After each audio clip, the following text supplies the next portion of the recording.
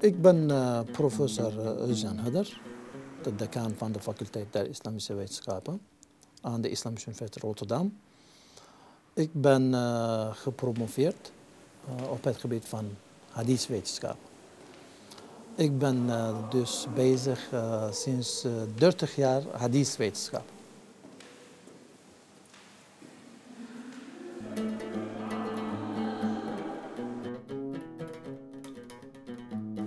Meisjesbesnijdenis is niet islamitisch oorspronkelijk.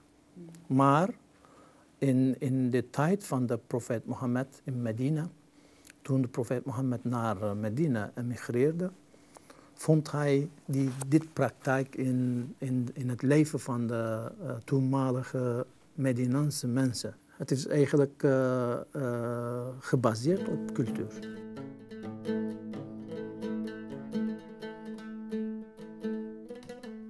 Wij hebben natuurlijk, zoals sommige mensen weten, bronnenhiërarchie in de islam. Bronnenhiërarchie betekent 4 bronnen in eerste instantie. Eerst de Koran, en de tweede hadith en sunnah. En de derde consensus, ijma. De vierde analogie, qiyas. Deze 4 categorieën worden als bronnenhiërarchie, adilla as-shar'iyya wordt genoemd in het Arabisch. Dus wat betekent voor gewone moslims die bronnenhiërarchie? Betekent eigenlijk, moslims, eerst moet hij kijken naar de Koran. In de Koran vinden we geen verzen over vrouwenbesnijdenis of meisjesbesnijdenis.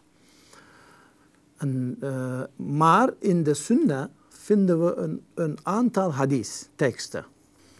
Hadith betekent gezegdes, handelingen, daden en stilzwijgende goedkeuringen van de profeet Mohammed. Iedere sunnah moet gebaseerd op een hadith-tekst, authentieke en goede hadith-tekst, maar niet iedere hadith-tekst heeft of vormt een sunnah. Dat is belangrijk. In de hadithwetenschap hebben wij 4 categorieën. Eerst mutawatir. Dat is een van de sterkste hadith. Mutawatir. Mutawatir betekent net als Koran, maar weinig mutawatir hadith hebben we. Er komt daarna de authentieke hadith. Sahih hadith. Authentieke hadith, als tweede categorie, vormt een regel. Dat is goed. En vormt een fatwa. Een fatwa moet gebaseerd op de authentiek of mutawatir hadith. En daarna komt in derde categorie goede hadith, hasan hadith. Dus goede hadith vormt een basis voor een fatwa. Maar het belangrijkste is, de 4e categorie komt de zwakke hadith. Vormt geen basis voor een fatwa. Wij hebben 2 hadith-teksten over meisjesbesnijdenis. Eigenlijk meer, maar het belangrijkste zijn 2. De hadith van Atiyya. Atiyya, de vrouwelijke metgezel van de profeet Mohammed. Zij was in Medina toen de profeet Mohammed naar Medina emigreerde. Zij was deze praktijk aan het doen, toenmalig. En de profeet Mohammed zei tegen haar, en dat is een bekende hadith, ga niet te diep, want kortsnijden is meer lustgevend voor de vrouw en voor de man. Sunan Abi Dawud, hoofdstuk Al-Adab. Abu Dawud zelf zegt dat deze hadith is een van de zwakke hadith, zegt hij zelf. Abu Dawud heeft dit in zijn boek genoemd, maar tegelijkertijd zegt hij dit hadith een van de zwakke hadith is. Zwak betekent de niet authentiek, niet goede, 4e categorie komt. Dus voor de zwakke hadith vormen meestal geen verplichte praktijk voor moslims. Mensen meestal denken dat iedere hadith-tekst heeft sunnah. Dat is niet zo. Hadith van de Ibn Atiyah heeft niks te maken met de profetische ambt. Al-Risala, al-Nubuwa. Dat betekent eigenlijk, dat is gewoon, heeft te maken met de cultuur. Er is een andere hadith van Aisha, die zegt, als de twee besneden organen samenkomen, wordt ghusl, grote wassen, of grote ablutie verplicht. Dat is een van de goede hadith, of authentieke hadith, in deze kwestie. Maar in de ogen van sommige hadithgeleerden is het een van de gezegdes van de Aisha zelf. Niet de gezegdes van de profeet. Dat wordt genoemd in onze hadithwetenschap hadith mawkuf. Mawkuf betekent de gezegdes van de metgezellen. Dat is een opinie of de fatwas van Aisha kan zijn. Maar hoe kunnen we dit hadith uitleggen? In de Arabische taalkundig heeft de mannelijke vorm autoriteit op de vrouwelijke vorm. Dus de profeet Mohammed heeft dit gedaan, getanaan. Eigenlijk bedoelt hij de getaan van de man en de vrouwelijke orgaan van de vrouw bedoeld. Maar dat betekent niet uiteraard de twee besneden orgaan. Dus in de kwestie van de meisjesbesnijdenis kunnen we niet opinie op deze hadith baseren.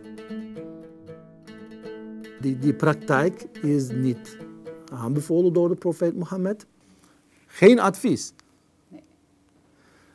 Hij heeft zijn eigen dochters niet laten besnijden.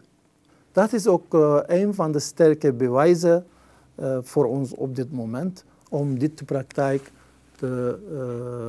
te negeren. Die praktijk is de praktijk van weinig moslims. Dat moeten we eerst weten. 3% of 4%.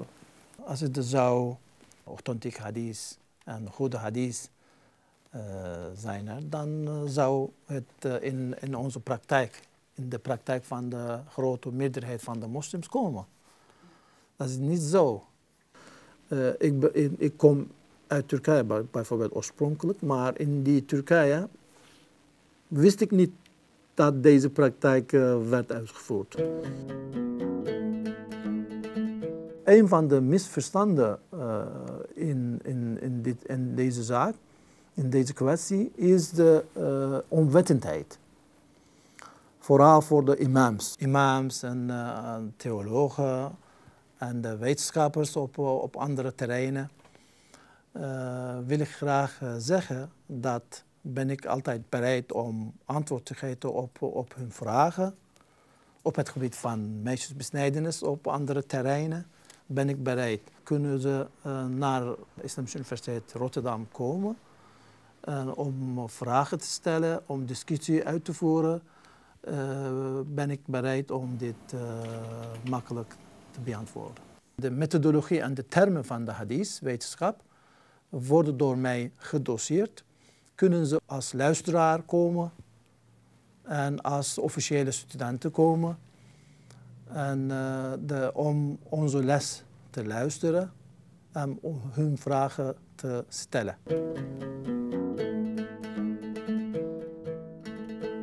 Dus adviseer ik voor de mensen, voor de imams, voor de ouders vooral op dit moment, die willen graag hun meisjes te laten besnijden, niet te doen namens de islam en namens de hadith. Als een van de deskundigen op dat gebied, op de hadithwetenschap, adviseer ik dit voor die mensen. Graag niet doen.